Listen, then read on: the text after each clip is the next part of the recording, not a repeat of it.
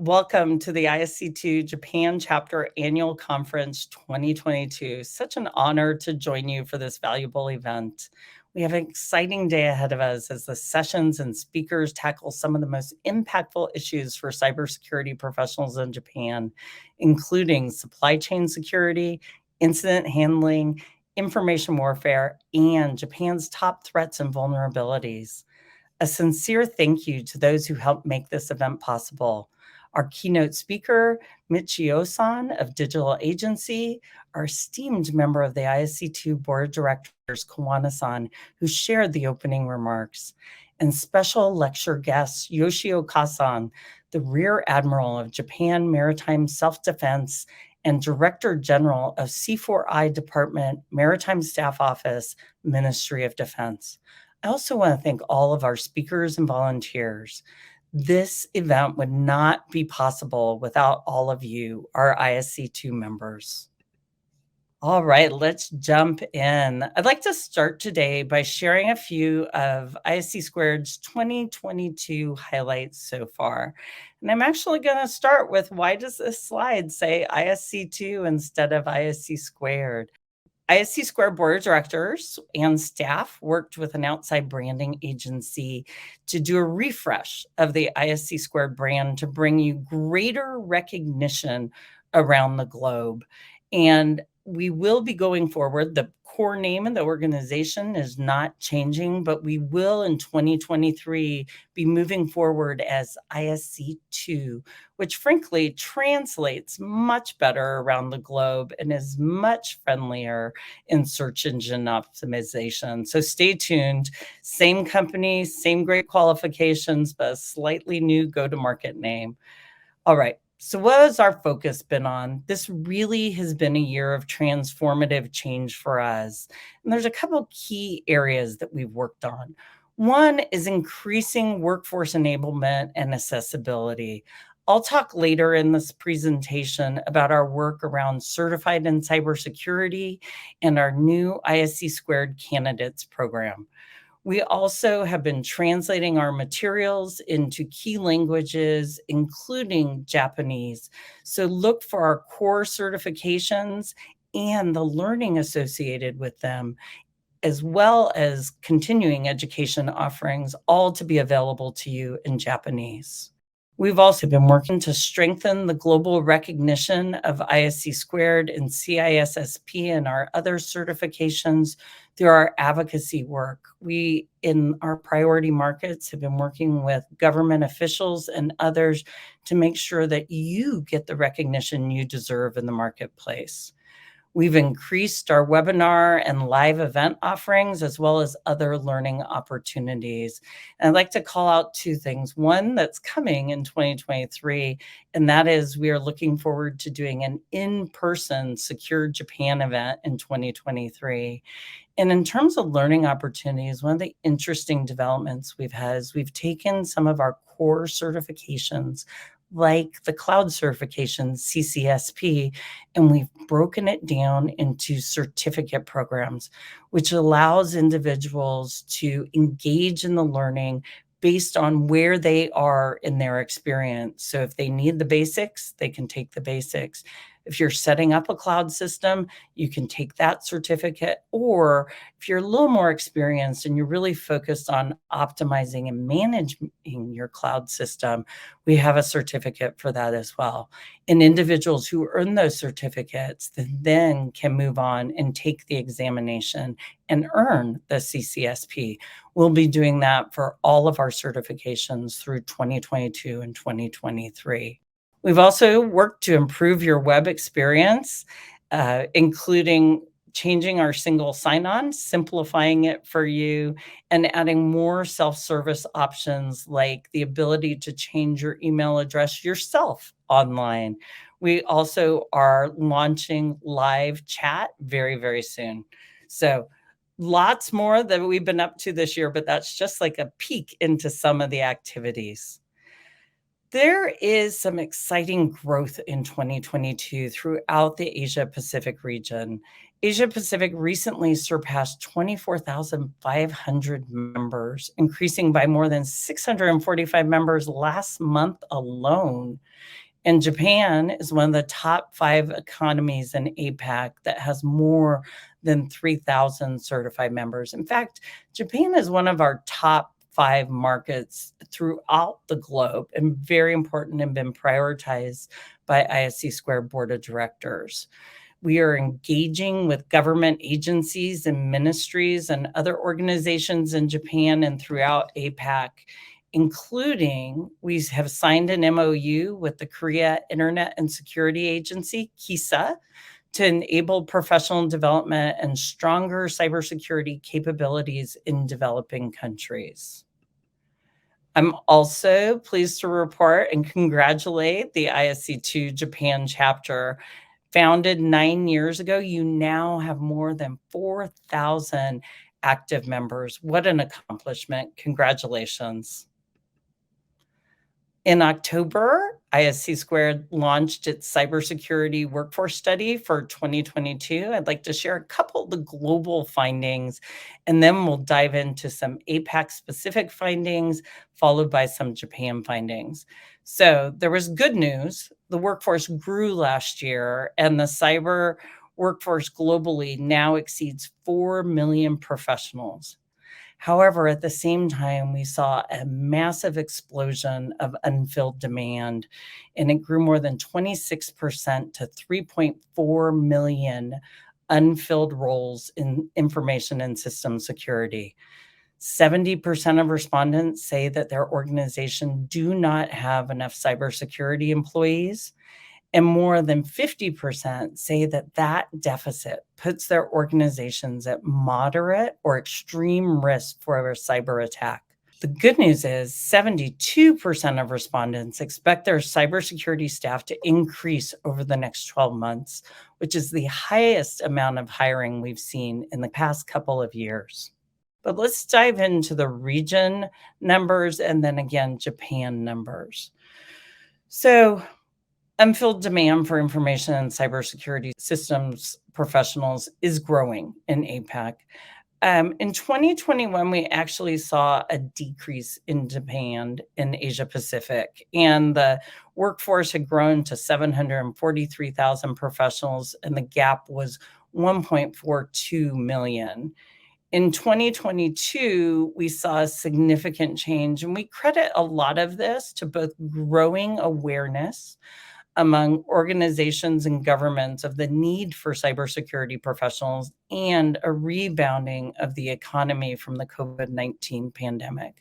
So you see growth in the workforce of more than 100,000 professionals, which is almost a quarter of the global workforce growth last year. So congratulations to Asia Pacific on that.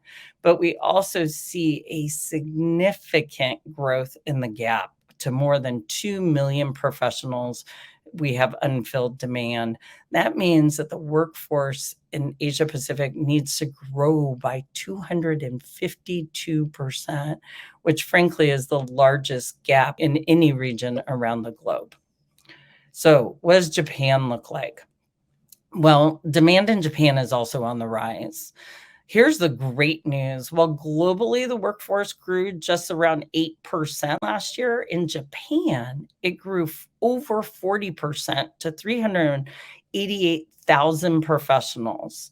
However, there's still a gap of more than 55,000 professionals, which is a 37% increase over last year. But your numbers are going in the right direction. The supply grew more than the demand did.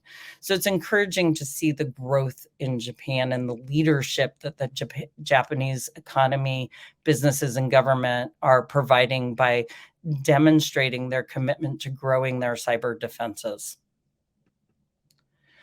When we specifically look at Japan organizations, 71% report that they do have a cybersecurity staffing shortage, and 49% are telling us that puts them at extreme or moderate risk. And this is a significant finding this year that we didn't have in previous studies, is we actually looked and saw that the more significant the shortage within an organization, the more significant the risk. I know it's logical, but really, this is a very important point when trying to make the case with leaders about why you need more cybersecurity staff. So you can see the level of risk increases dramatically the greater the shortage of cybersecurity professionals in the organization. And for the second year in a row, we asked, what happens without enough cybersecurity professionals? And this data is Japan specific. So this is what happens when organizations don't have enough cybersecurity professionals. 53% tell us they don't have enough time for proper risk assessment and management. And that percentage globally, so Japan is not alone in this, has increased significantly year over year, which is aligned to some degree with the increasing threat landscape. 50% are telling us we don't have enough time to adequately train our cybersecurity team members.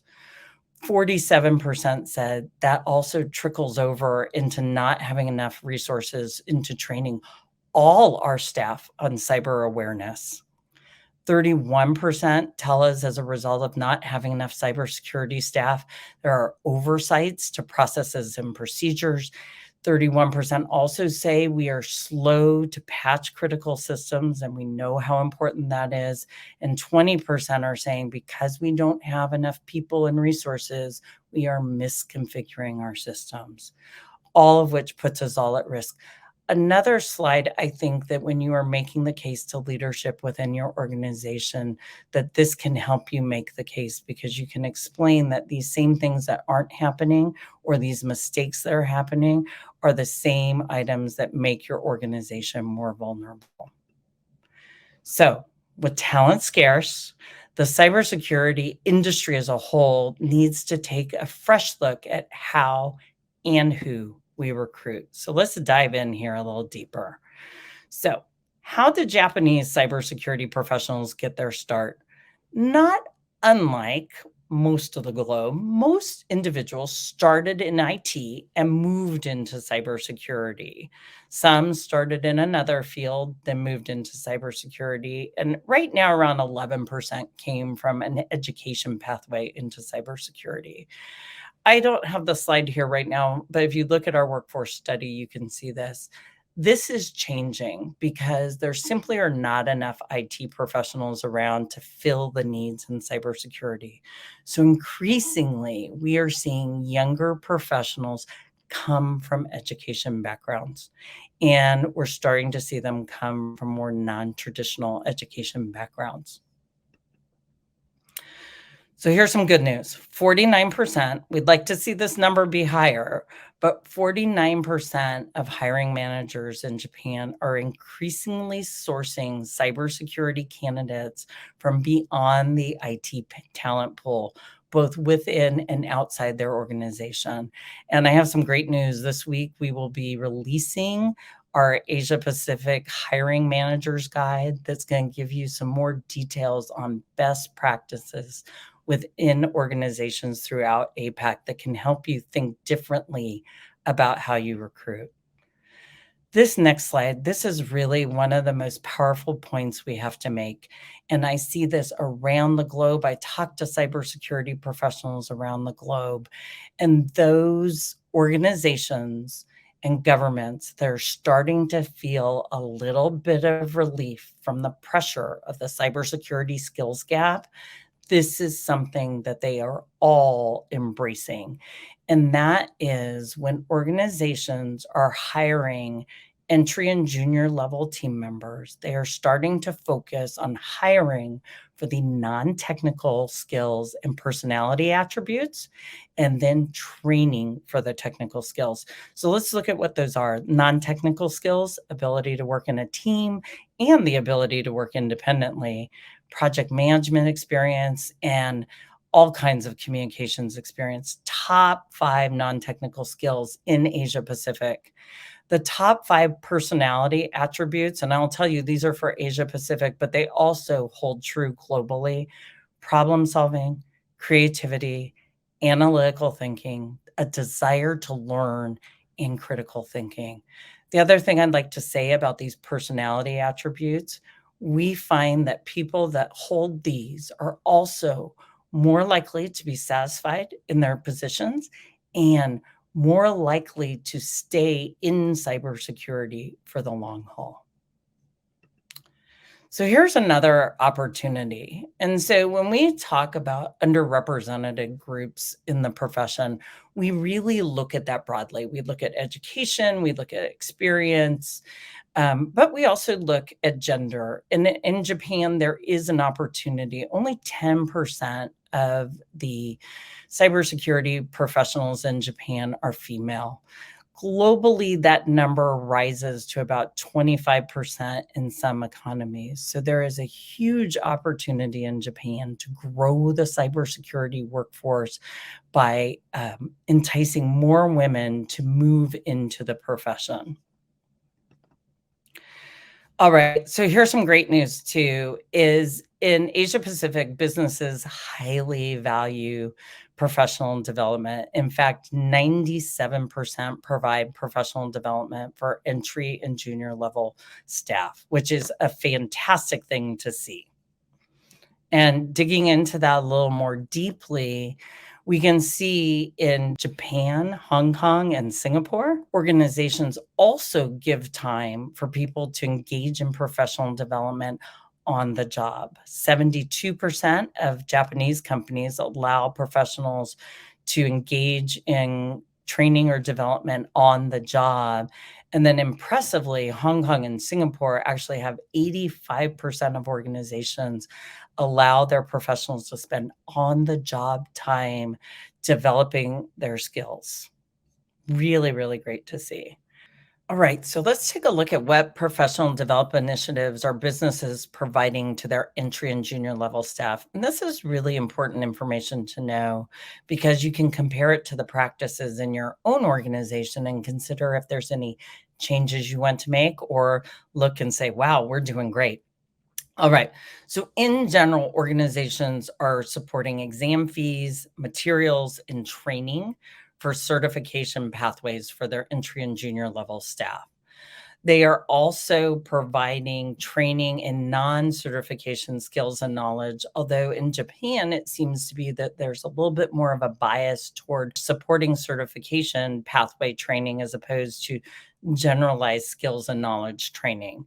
Organizations are also supporting career pathway and advancement and mentorship. And I'd like to stop just for a moment and focus on those two. Career pathing and advancement opportunities are really critical for retaining cybersecurity staff, as is mentorship.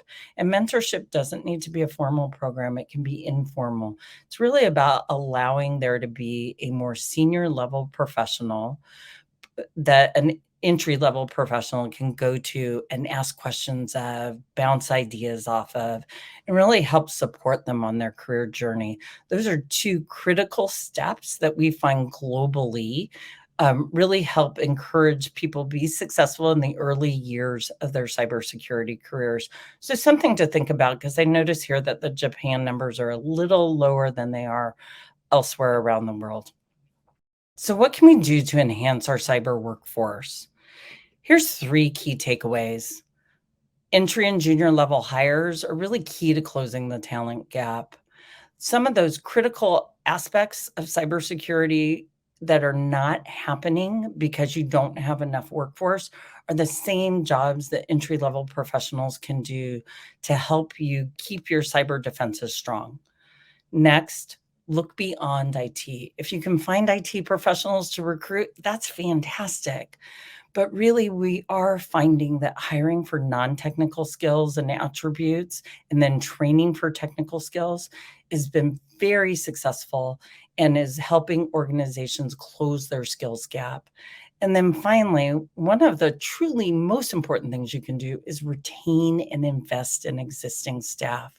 Keep the people you have, find out what would make them happy and work to provide the work environment that makes them want to stay with your organization. What specifically is ISC2 doing to help strengthen the workforce and reduce the gap? We have a couple of exciting initiatives underway.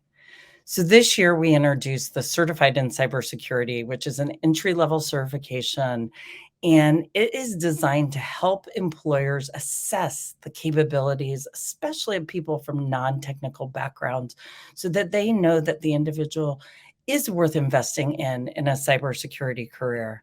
So if you take a look at this, you can see that the domains of the Certified in Cybersecurity certification across all the foundational areas of cybersecurity: security principles, business continuity, disaster recovery, incident response, access control, network security, and security operations. So if somebody has been able to pass our Certified in Cybersecurity certification, that should give you as an employer confidence that this person is worth recruiting and investing in training on the job to learn the technical skills that they need to support your organization. And the great news is ISC Squared, its board of directors, has committed to giving 1 million individuals free access to the self-paced learning and examination for this important certification. And I am very pleased to announce that in December, both the education and the adaptive version of the exam will be available in Japanese. So please promote the certification to those in your organization and in your network who might be interested in pursuing a career in cybersecurity. The program officially launched September 1, and I'm very pleased to announce that this very week are hitting 100,000 individuals enrolled in the program. Really fantastic uptake. The other thing that we're doing to help support you in supporting your folks on cybersecurity journeys is we've introduced the ISC Squared candidate. And that is anyone who's interested in pursuing a cybersecurity career can join ISC Squared for free. We will provide them access to discounted education and materials to support their learning journey, as well as communities of interest and progression support to help them move along in their career journeys. And again, the first year of an ISC Squared candidate is free, so please encourage people to join.